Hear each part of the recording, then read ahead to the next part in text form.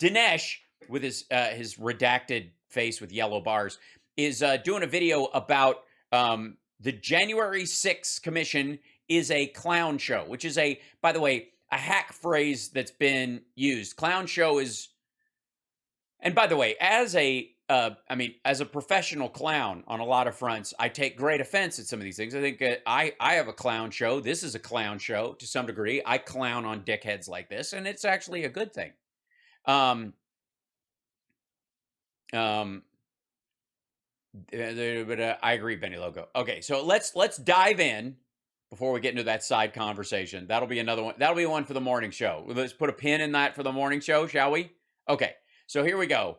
Yeah, it's a circus. A clown show is that's, think of the clown show as the break in the circus while we clean up, where they entertain people while they clean up all the elephant dung. I think that's actually a more apt analogy than we've ever thought. Today we, and by the way, now we know this isn't in his living room after watching the 2000 Mules thing. They've got a full-on studio they go to, and this is not a wall of posters behind him in the house. This is just a television screen that they put this graphic up on. Ugh. And look how small the screen. You build that whole... What do you need it for? All right, I'm sorry. I'm going to get into production stuff, and nobody needs that. Continue with the clown show known as the January 6th hearings, and I use that term, clown show, not just to indicate the kind of comic stupidity of this, but also its macabre and creepy quality. I see. All right, so clowns are creepy. So it's basically... It's Donald Trump's It. Every time he looks out a window at Mar-a-Lago, he sees a red balloon, and he won't go anywhere near a storm drain. Okay. So I think one of the ambiguities of clowns is that they're foolish and they do somersaults and but some of them are John Wayne Gacy and stupid stuff. And as a kid, I only saw that side of the clown. But I think that as you get older, you begin to realize that there's a kind of darkness behind. No, you don't. The fuck are you talking about? As a kid, most people are like creeped out by clowns, and when you get older, you're like, oh, it's an old art form that's kind of seen its day. Behind clowning, think, for example, of the role of the Joker. What role? The role of the Joker? All right, never mind. I'll dig too deep into this. This is not important to the conversation. This is, by the way, him eating up a whole minute talking about why he titled his own fucking video clown show. Played by, was it Heath Ledger, I believe.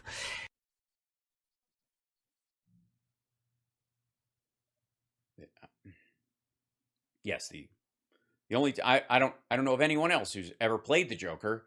So there's a macabre aspect to all this. Yes, yes. By using clown show, what I mean is they're setting fire to a pile of money and going, you know how I got these scars? On January 6th, my father was a maggot. Now, the January 6th hearings so far have been getting very tepid public audiences. No, they haven't. They kicked Fox's ass on opening night, so much so that Fox aired them in the morning the next time. Sometimes we do. It's simple. How Sparks Dinesh's Batman, right? 20 million people have watched the hearings. Well, 20 million people when this is showing on every network. But it isn't showing on every network. That was every major news network minus Fox, and it still beat the night. The only exception of Fox. I mean, that's 20 million people have seen 2000 Mules, and it. I'm sorry. How many people? Fox. I mean, that's 20 million people have seen 2000 Mules. No. I call bullshit. Hold on. He's selling this 2000 Mules at what? $20, $30 a pop? 20 million people? Bullshit. And it wasn't on any network, including Fox. So this is not exact. Yeah, no. I'm going to, a citation needed, right? I'm going to need to see those numbers. There's no fucking way. And by the way, the only way it's even coming close is eventually everyone watching my debunking of it. Thank you very much. Good night. A sizable portion of the entire American population, given the amount of propaganda and the media's collusion in it. You would expect audiences that were 3-4 times that size, but no, you wouldn't. It's not happening. And I think it's because people saw for themselves really what happened on January 6th. Yeah, we did. And what we didn't see was the conversations that Trump was having with his capos and these assholes and the Proud Boys in coordination of all this, which is what the committee is showing you, because they're showing you beyond how horrifying the video was, the connection to the actual White House is bigger than you thought. And the conversations that were going on, like the infighting between people who didn't want to destroy democracy and Trump's, and the maggot faithful in the Trump White House that didn't give a fuck about democracy, was enormous. And even the things that they couldn't see, they can kind of put together. Yeah, I mean, you don't need, you get it. So the January 6th committee is, in a sense, trying to prove what is impossible to prove. Huh? Why would it be impossible to prove? I mean, I think maybe he's going for what's in Trump's brain. Yes, you can't prove a negative. Sure. Yes, he has a smooth brain and a thought process that looks like a Tatooine sand dune. We get it. However, the occasional sprout of criminal intent happens there. Now, they claim that they've gathered enough evidence to support a Justice Department indictment against Trump. Right. Now, they don't have the power, by the way, on their own to indict Trump. Yeah, that's why they said that. We all know that. That's what they do. Oh, Carol, thank you so much. Keep talking, Dinesh. Someday one of those clown shows will be taking a hard look at those Trump pardons.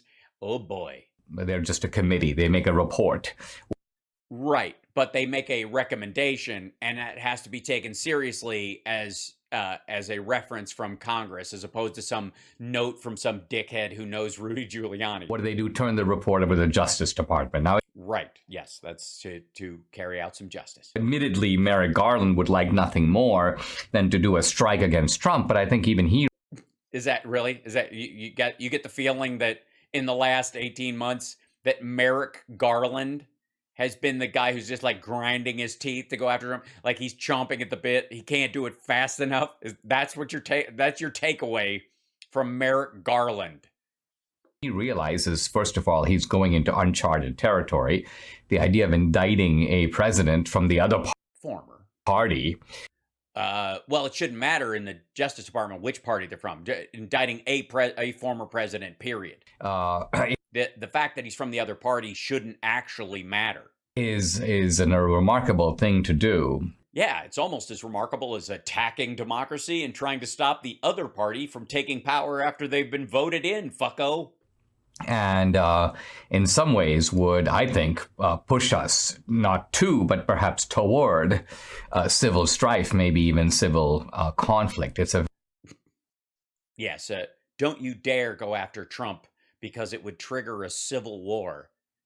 Especially, can you imagine all the people who gave Trump money via his Save America PAC and his legal defense fund, who found out maybe for the first time, if Fox even let them know over the last couple of, 5 days, that it was all bullshit. That was just a name. There was no defense fund, and that their ripoff money was just paying bills at Mar-a-Lago. Those people, I'm sure, will be the first in line to be cannon fodder fighting the U.S. government from within to reinstate a dude who pardoned the dude who stole their money to build a fake section of wall. Yeah, I if anybody's going to start a civil war from within, those are the people most motivated to do it.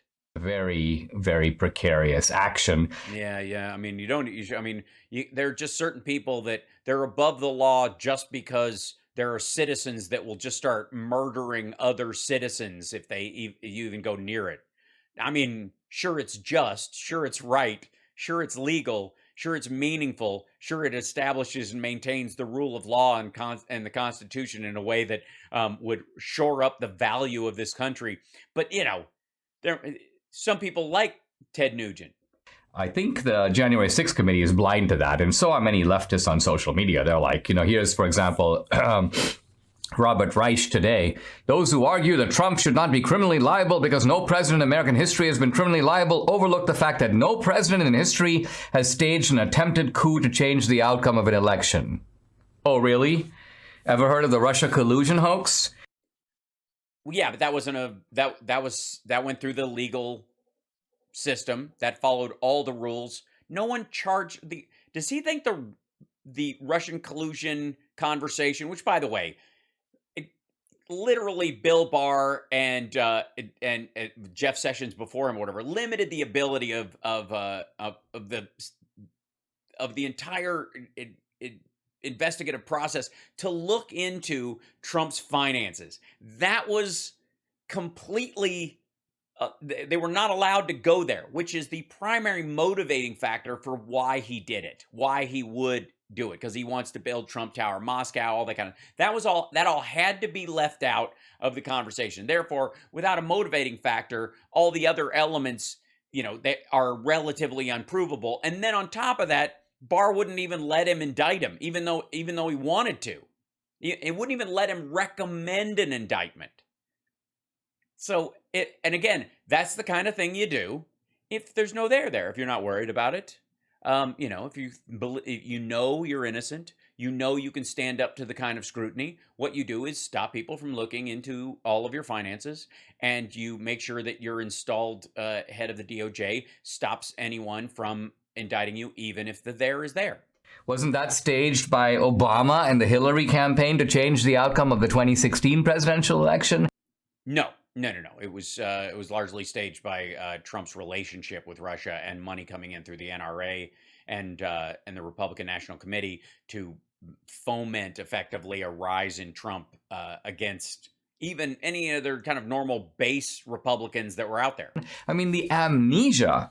I don't. And again, even that, if you want to go hardcore, Reagan colluded with the Iranians to release hostages in a way that they would not do it until after Carter was out of office. So they would just keep them there so that he could appear to have gotten them out in exchange for deals they would do later, trading arms with them, talking to them through secret channels. It's similar shit. And the only difference between Carter and Clinton, effectively, is that Carter didn't go after him for it. I don't know if it's just genuine amnesia or just willful blindness. Well, I'll tell you what, asshole. You show me a piece of video where anybody charged up the steps of the Capitol and beat a cop with a Blue Lives Matter flag, or took a shit in the rotunda, or stole a laptop and tried to sell it to the Russians to get Barr's DOJ to indict Trump. But same. What's the difference? I mean, sure, someone planted pipe bombs. Sure, the Proud Boys coordinated with the White House to attack the fucking Capitol in a military formation. But what's the difference between that and Hillary Clinton getting the Steele dossier and not releasing it? This is Robert Reich, apparently with a straight face. Never before has a president or a presidential candidate ever. Yes, that actually happened in the last presidential election. No, it didn't actually happen in the last presidential election. Now, according to the Los Angeles Times, the January 6th committee is going to have to show that Trump, not only that the claims of election fraud were false, but that Trump knew they were false. And this, I think, adds a whole layer of preposterousness to the whole thing, that Trump somehow knew. See, it's one thing for Democrats and never Trumpers to say, look, in our opinion, 2,000 Mules is wrong. No, it's not wrong. I would like to say, for the record, in my opinion, 2,000 Mules is not wrong. It's hilariously, embarrassingly stupid wrong gives it some credit, like the premise is genuine on some level, and you just are mistaken, or you missed the mark, or you didn't prove it, or you went down the wrong road. The whole thing is ass. In our opinion, there really wasn't election fraud. In our opinion, claims of election fraud are wrong. No. In reality, claims of election fraud are wrong. I mean, in the case of that Democrats or the Biden administration did it. Now, there is obviously some truth to Trump trying to buy votes and get them installed in places where Republicans ran the place, but ran the elections themselves. And that's why the only places where people are like screaming to stop recounts and stop stuff, is largely places where Republicans run things, because they don't want him to look under the wrong rock. But yeah, that's to be expected. But to say that Trump knew that, Trump doesn't himself believe that there's election fraud. I don't know how to break this to you, Dinesh, but when Trump tells you you're doing a great job, he doesn't really mean it. Really, the level of a kind of sheer incomprehension, no understanding whatever about Trump. About how deluded Trump is. I mean, you don't think he's that dumb enough to believe my bullshit? How dare you? Here's the thing. In the beginning, I think he was like incredulous that he was losing, like kind of like Gans at the end of 48 Hours, where if you recall that film where Nick Nolte shoots him, Cates shoots him, and he goes, "I can't believe it, I got shot." A certain level of incredulity when it actually happens. But after a few minutes, it's abundantly clear that you've been shot, that that you lost the election, and now it's a matter of like, okay, the embarrassment has set in. How do I get people to believe that it was stolen from me so I can at least take some of the pressure off with my own supporters, not thinking I'm a big fucking loser? Which, in case you don't know, and in case you haven't been following Trump since the 80s, that's what he is. He's a loser. He loses all the time. He lost the popular vote when he got the presidency, like the last 3 Republicans. Anyways, but also like he lost his reelection like brutally, even with the rise in voting that happened because of COVID, like embarrassingly so. Even in areas where other Republicans won, he had to claim that their win was fake because he would have run. I mean, just like imagine being in a position where you've committed nothing but like real estate crimes and fraud for years and gotten away with it. You hung out with Jeffrey Epstein and you dodged Me Too dozens of times, and all these things, and you managed to get in the White House. You become the president of the United States, and then you fuck that up. Like, to the point where people are literally saying, Nixon gets a bad rap. Because there's one thing about Trump, is that he does believe. He continues to believe. Well, he has to, because if he admits that he doesn't, he's criminally culpable in the Georgia case. That's all this is about. He can never admit that he doesn't believe it or cop to it ever again in any situation, because it makes him legally liable in the Georgia case. Because if he knew it was bullshit, asking for those 11,780 votes or whatever, 81 votes, was a crime. If he can convince a jury or whoever else that he really believed it, then he thought there were 100,000 other votes out there, he's saying, I just needed enough to win and then I'll fix it. And that's what the scam is. That's currently what the scam is. And so Trump will never be able to admit again that he honestly doesn't believe it, no matter how much everyone around him starts to just stiff arm him and distance himself because he's an asshole. He has to wind down into psychopathy around this, because his only other option is jail. He, in fact, has trouble, in a sense, moving on to any other topic without first raising this topic. And Uh-huh. Yes, we know he has a brittle ego. Yes, we're aware. W and I can. By the way, I don't mind because every time he does this, it's like every time a bell rings, an angel gets their wings. Every time Trump bitches about the election, 10,000 maggots decide not to vote. Say this from experience with Trump. This is something that is very much on his mind. And yes, he wakes up sweaty in the morning. He goes to bed grinding his teeth at night. He misses putts because he's like, fuck, I'm a loser. I get it. And again, there's a certain amount of joy in knowing that. It's true. If he is not sincere about it, I don't know what that term could possibly even mean. Now, well, your inability to comprehend concepts is, I mean, I don't know how we can fix that. We just don't have that kind of time. I've been looking for new information. I mean, think about it. This January 6th committee has been foraging around for months, subpoenaing people left and right. Yeah. Now a lot of them are refusing to testify.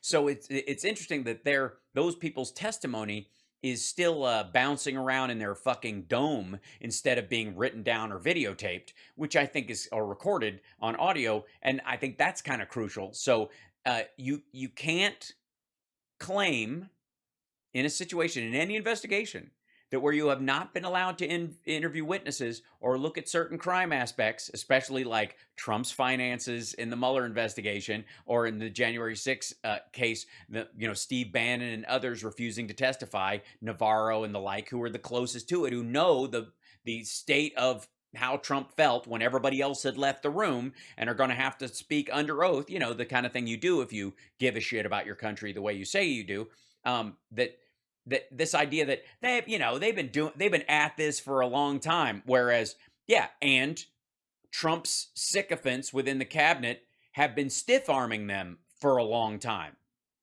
We're not talking about a situation where a year and a half after those guys decided, fuck yeah, I'll talk, set up the cameras. Turn up my volume on Facebook just just a tad. I'll see what I can do. Is it his audio or mine? Hold on, I'll bump this up a little bit, see if it's not too terrible. I go into the red if I don't. Let me try that. See if that doesn't do too much. We'll see. Okay, here we go. Zillions of documents, hiring teams of lawyers to go through it.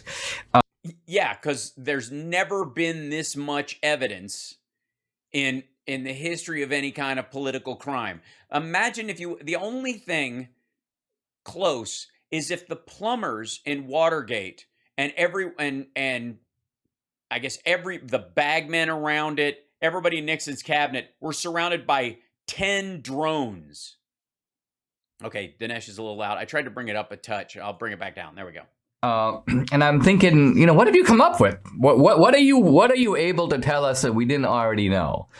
Well, one of the things is the conversations between Eastman and the divergence between him and the other White House lawyers and what they were telling him. The other thing we're finding out very specifically is that Trump was told that he was going to lose before the election, that he was losing on the election, and that afterward he had lost fair and square by everyone he had hired except for Rudy Giuliani and a couple of others, which, by the way, he never paid. So his yappers like Lynn Wood and Sidney Powell were telling him you could still win this and stuff. But everybody that had any legitimacy at all that he had paid was telling him this was a pile of horse shit, move on, start working on your transition. Otherwise, you'll go down, in the history books as one of the biggest creeps in American history. And his was like, I already am, so let's do this.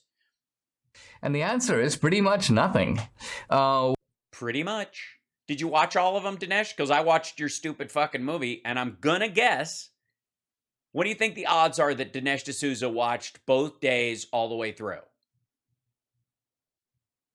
What do you think? Is he going to cite something?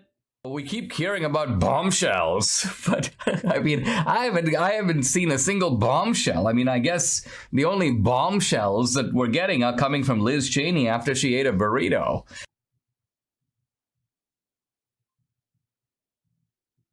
What? Is that... you think he did? I doubt it. What? Is Debbie writing these jokes? Is this true? Did you fart in the kitchen? And she was like, you should make a fart joke about Liz Cheney. How the fuck? Because there are no other bombshells that I know of. Well, the Eastman testimony is pretty damning. Let's see. Let's take a look, shall we? Six committee.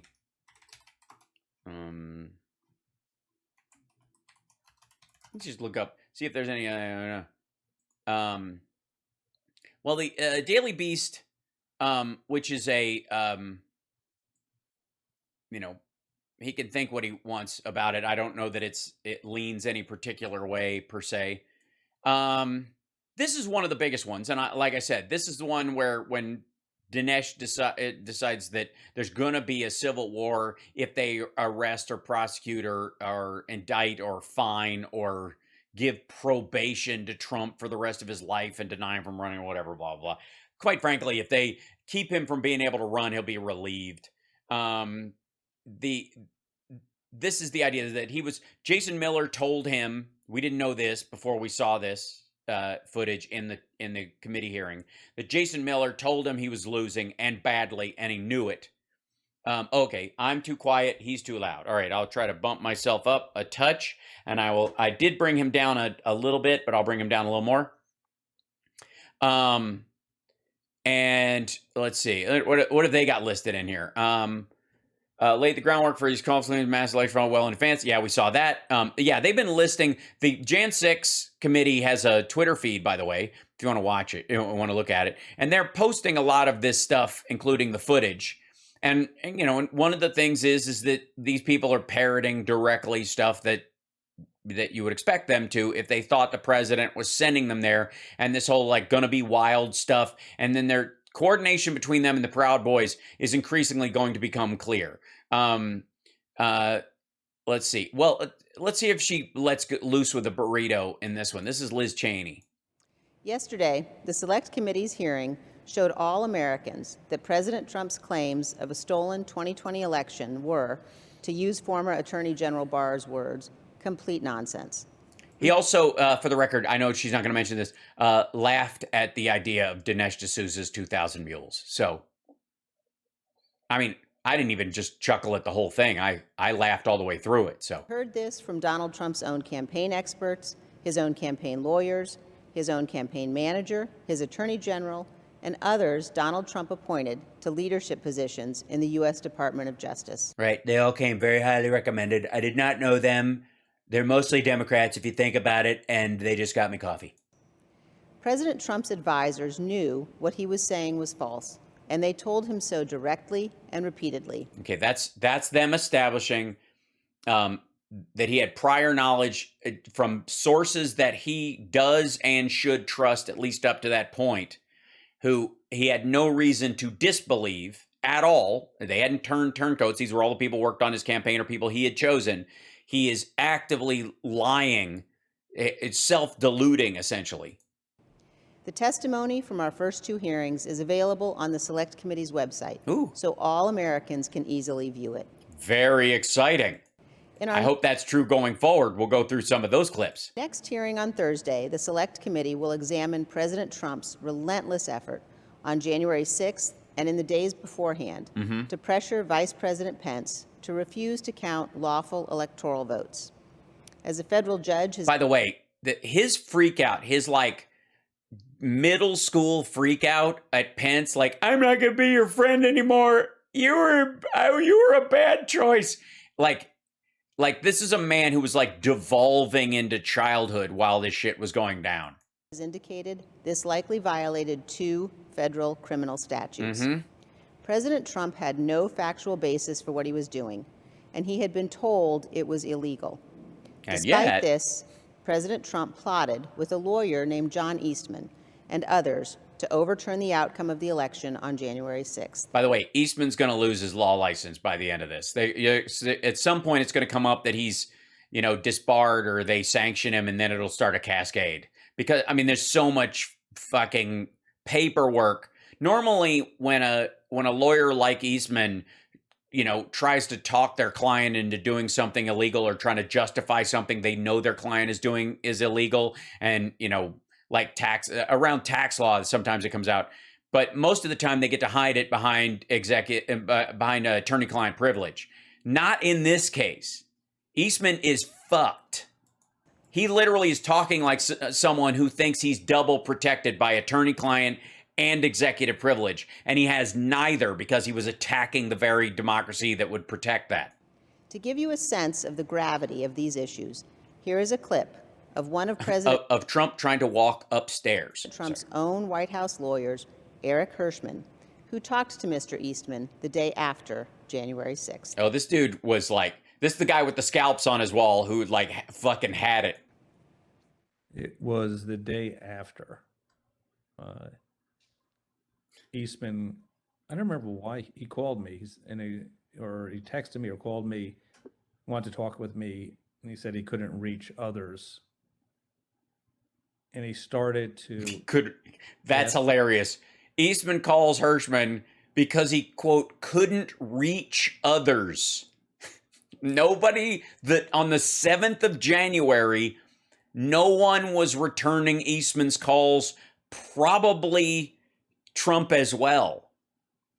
Yeah, he's got a justice bat and 3 scalps up there. My belief is it's Pence, Trump, and Ivanka. Ask me about something dealing with Georgia and preserving something potentially for appeal. And I said to him, "Are you out of your effing mind?" Right? I said, I only want to hear 2 words coming out of your mouth from now on. Orderly transition. And I screamed, I said, I don't want to hear any other effing words coming out of your mouth, no matter what, other than orderly transition. Repeat those words to me. And I screamed that. Eventually he said, orderly transition. I said, good, John. Now I'm going to give you the best free legal advice you're ever getting in your life. Get a great effing criminal defense lawyer. You're going to need it. And then I hung up on him. Oof. Then I hung up on him. Think about that. John Eastman, the president's lawyer who was helping him concoct all the shit around January 6th. You could do the Insurrection Act, then declare martial law, then seize the machines. Then you can claim that the machines were tainted, even if they weren't, all that kind of stuff. And the day, all the way up to 6. Eastman's free and walking around, but he's probably going to get a recommendation as well. Because what he was recommending, ultimately, like I said, he's going to lose his law license because he was recommending things that were illegal that he knew was illegal, and he was recommending them to the president. And fucking hell. So all the way up to the 6th. And then on the 7th, nobody would return his phone call until Hirschman picked him up and said, are you out of your fucking mind? I only want to hear 2 words out of you from now on. Orderly transition and get a great fucking criminal defense attorney. You're going to need it. Click. That was the one phone call Eastman could get returned on the 7th. And that was the dude Trump at that moment was trusting the most. I think that qualifies as a bombshell. I'm going to say that's some heavy shit for anybody. Here's Jamie Raskin. We're not in the business of entertainment. Oh, really? Why did you hire the president of ABC News and have him choreograph the hearings for public consumption? Clarity, conciseness, limited time. The hearings had live witnesses, and they wanted to put it in a position where the American people, like a closing argument. Why would you hire when you hire a lawyer, why would you pick somebody who's good at doing opening and closing arguments? If you have people on the team who are good at the actual law, who are great at the research and the legal aspects of a particular case, but you also need to hire orators effectively on your legal team when it's an important case. That's why. If you're not in the business of entertainment, he is. Well, they were airing them, so they needed to play live clips and coordinate those live clips with statements mean, it's pretty much like why like, because the TV directors at C-SPAN aren't going to do it. And yet you... Hal Sparks, what happened to the Trump inauguration funds investigation? Believe me, they got shelved, but they're definitely still going on.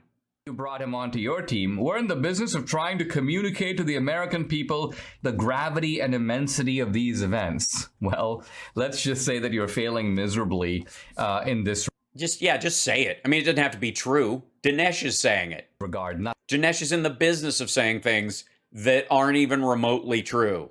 Nothing is being communicated to the American people of that nature. And mixing in bizarre non sequitur fart jokes about women, curiously enough. It's an odd choice. You know what I mean? I would understand if it was Trump or Swalwell or people where there have been these fart dust-ups in the past, true or not, they would be kind of in line with the conversation. I don't know where the whole, maybe shitting on the diet most people eat in Wyoming. Who knows? Sure. In fact, if the American people are concerned about anything, it's the way in which their lives are being unwound by this horrific administration. If anything, the American people realize that there was a sort of, that they kind of wish that the people in January 6th had a point and that this would be a Jew. Oh, yeah. So that's what you're saying. It's not just that he's not going with the just like people would rather have Trump in office or whatever, that the actual Jan 6ers would have been successful. And that there would have been a different outcome. Why? So we wouldn't get this incompetent, malevolent, senile dotard in the White House that is... Well, if you're incompetent and malevolent, then you would do accidental good. If you're competent malevolent, you do bad things. An incompetent malevolent would do good things accidentally. You do bad things. You do good things accidentally. Ruining our lives day by day. Yes. My life was so good when no one gave a shit about COVID and the country was spiraling down. By day. Oh, that's it. Okay.